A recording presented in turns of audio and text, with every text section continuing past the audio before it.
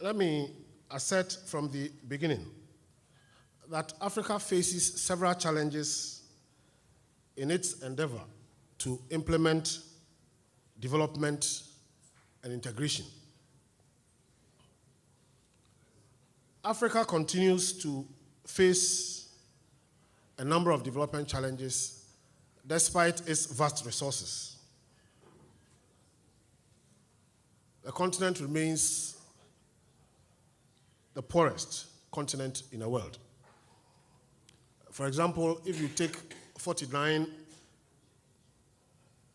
least developed countries, 34 of them, or approximately 70, come from Africa. Almost half our population lives in extreme poverty and hunger. HIV and AIDS prevalence is highest in Africa compared to the rest of the world.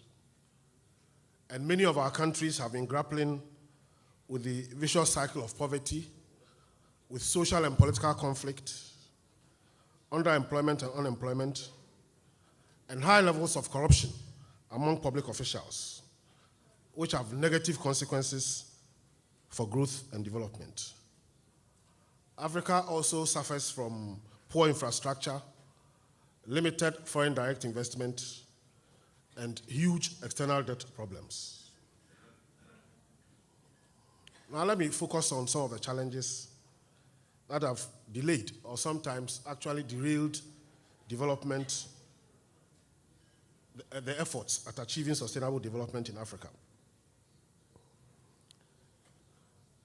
We classify the challenges into four main categories, namely peace and security,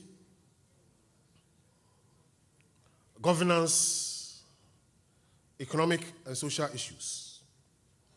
A quick look at peace and security. At its second Congress held in Johannesburg, South Africa in November 2011,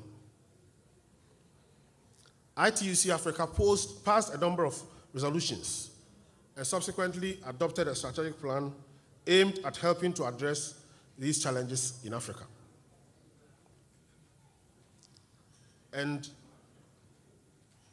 our response includes working to strengthen and consolidate human and trade union rights in Africa, as well as campaigning for the establishment of a Pan-African Electoral Commission and Electoral Fund to achieve democracy and better governance.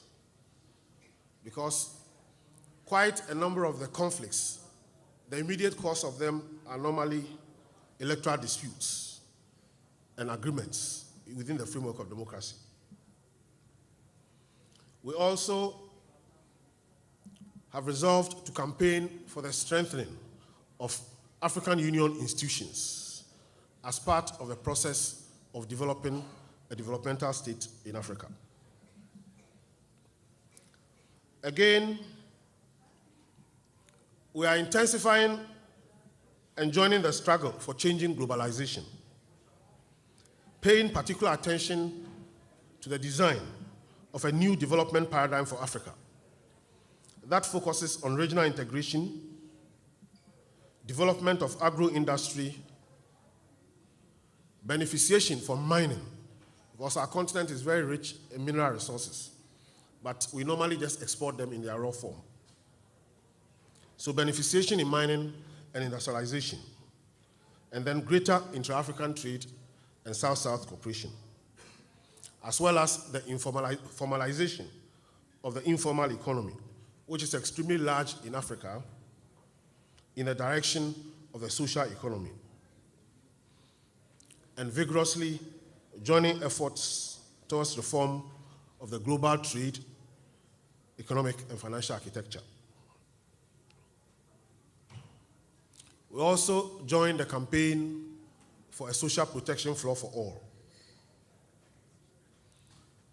and believe in helping our affiliates develop capacity in the area of climate change, occupational safety and health, and environment questions. And finally, we are vigorously working to strengthen trade union organization through promoting trade union unity at regional and national levels,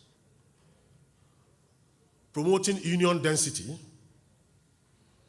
gender equality in our unions, youth participation, and internal democracy for workers' empowerment.